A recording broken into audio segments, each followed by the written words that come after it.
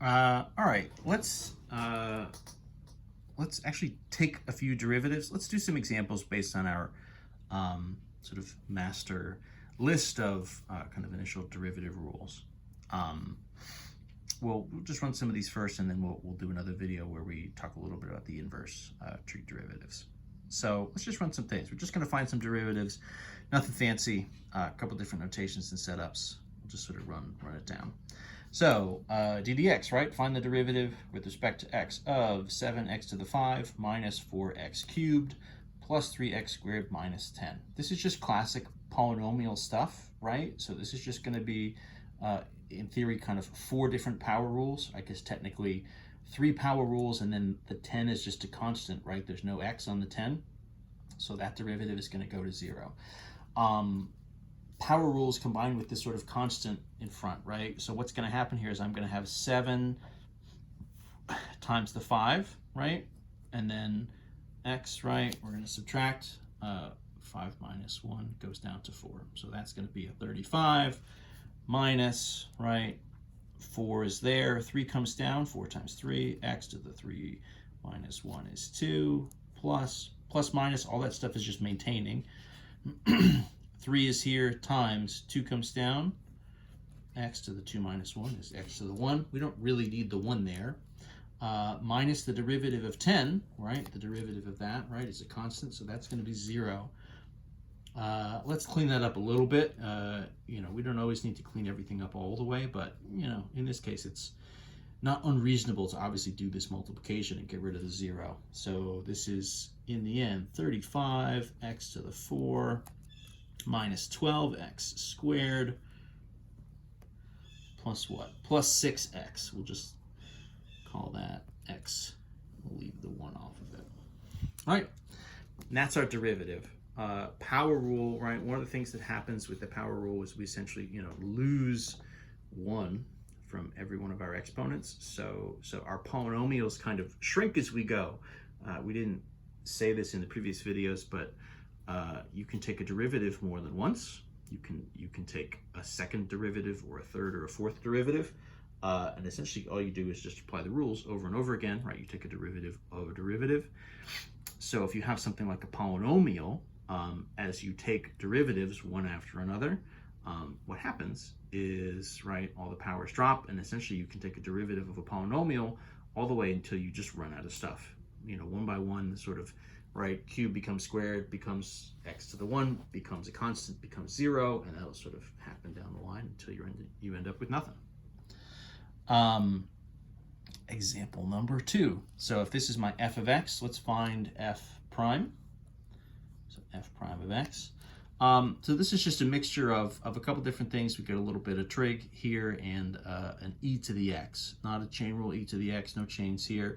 This is just standard stuff. We've got some coefficients in front, plus minus, everything here together. But as we just said, that's not really a big deal. So what are my derivatives here? The derivative of a sine of x is cosine. So this is just going to be 3 times cosine of x minus 4 times the derivative of tangent is secant squared, right? We use that, our sort of trig exponent notation. You kind of put the exponent just after the sort of trig stuff itself, right? This really means secant of x quantity squared. We just sort of use this as a shorthand.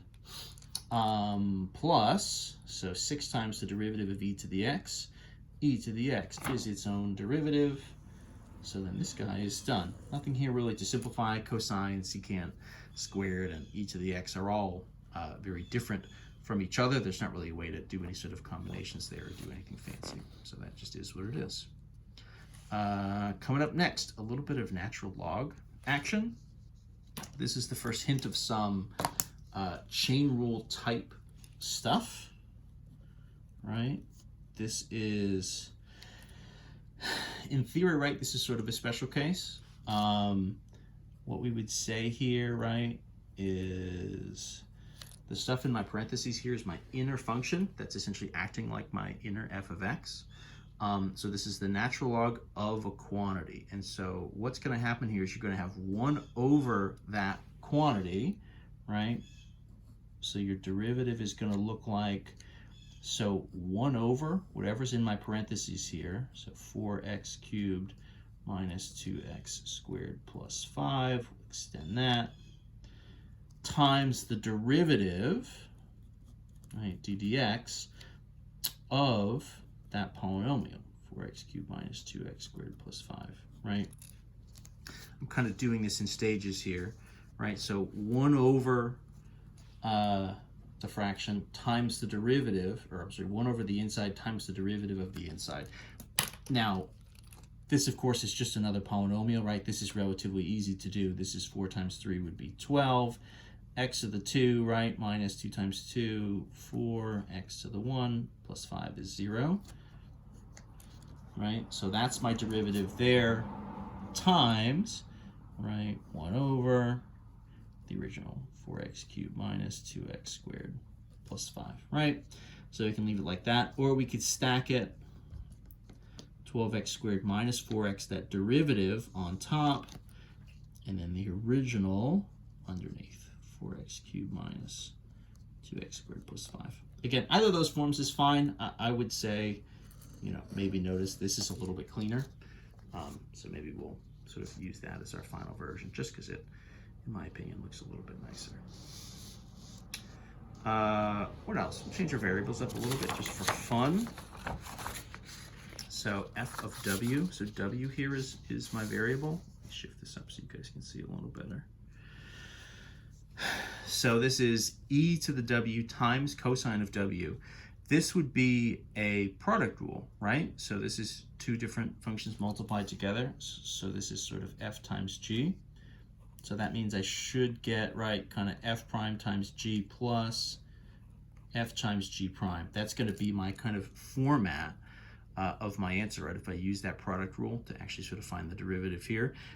These individually are relatively short functions to find derivatives of, so this shouldn't be an issue. So derivative of, so derivative of e to the w is e to the w, right? There's no chain there.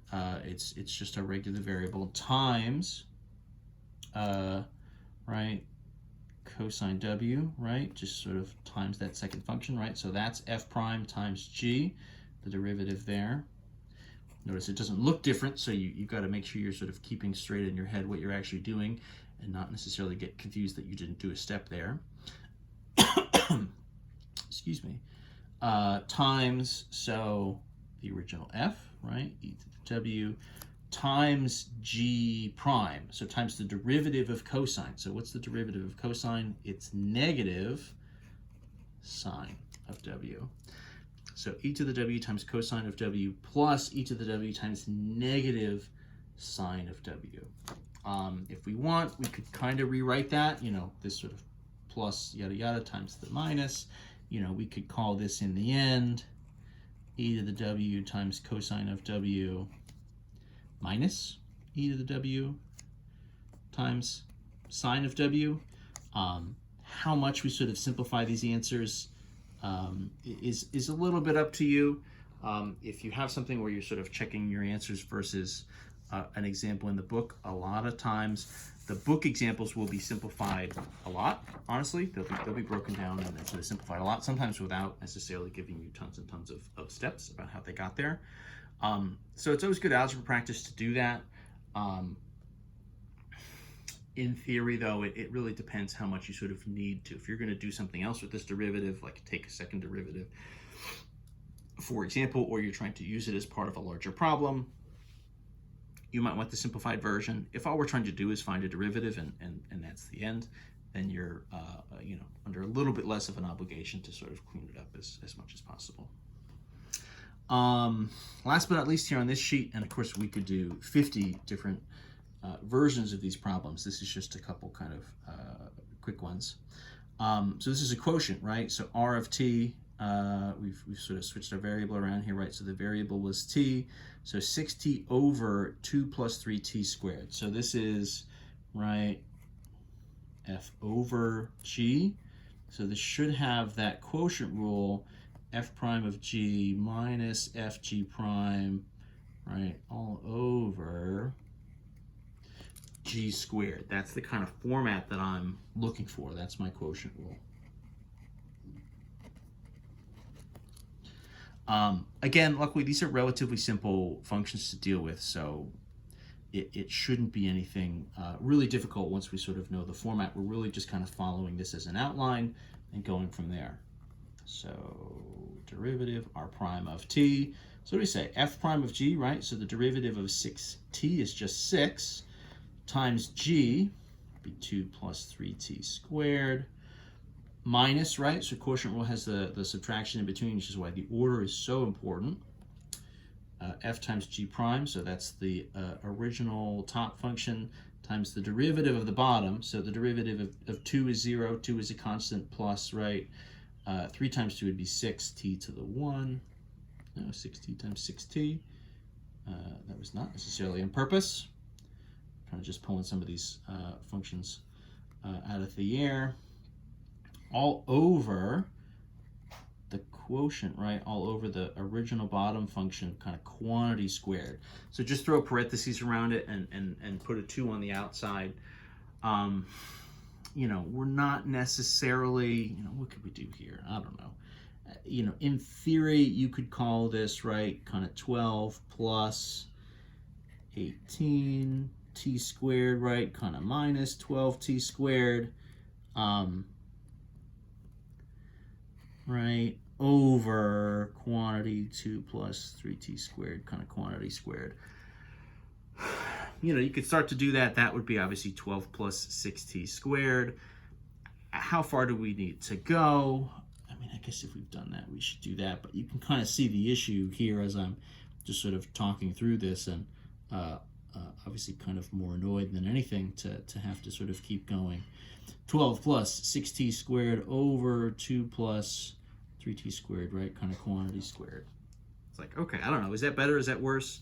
Is that anything? I would say don't try to foil or expand what's on the bottom. Just sort of leave it as is. In theory, any of these formats is fine. They're all a function. They're all the derivative function. So it's kind of up to you, and it just really just depends, you know, how far you want to go and what you need to do with it. If you need to sort of do something else with it, or maybe plug in some values, you're probably going to want this bottom form. If you're just trying to get a derivative and just sort of make sure you have the steps right, if you're just like practicing on your own and you just want to make sure you kind of have the forms good, even this original version is fine, right? Because in this version, you can really tell pretty clearly where all the different pieces came from, right? 6 from the 6t, right? 6t here from the bottom, 2 plus 3t is the bottom squared. You can kind of see where all those pieces come from, and that by itself, even though it's not the most cleaned up thing in the world, it actually could be helpful to sort of see where everything came from, especially as you're kind of learning and refreshing and sort of just like making sure you have all this stuff solid. So that's just a handful of derivatives. There's obviously many, many, many more we could do. I think I'm going to do one last sort of derivative review video just to talk about some inverse trig derivatives. They have a very unique form. So we'll sort of list those derivatives out, and then we'll sort of just do a couple examples. I think we can do that in one video.